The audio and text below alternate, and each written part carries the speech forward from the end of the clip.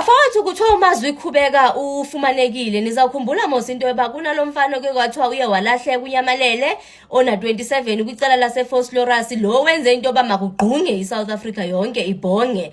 Apho ke kwathiwa umfana khona uye wavula ispaza shop, yakhona into engathi isolisa abantu bokufika ngoba kuthiwa uye wahoriswa ngongathi makavale ispaza shop sakhe ngomhla ka2 kaApril wanyamalala umfana. Njoba namhlanje kuyi2 kaMay 2026 ikhona into ethi ufumanekile uMazwi. Andidli ncam ke ngokuthanda ukuletha information engaphelelanga into yoba ufumaneka ekwimeko enjani, ingabe uright na. Andikabi nazo ncam iinkcukacha eziphelele, kodwa nje sibonga nje le esisayivile kwethutyana kwelixesha uba ngaba ufumanekile uMazwi.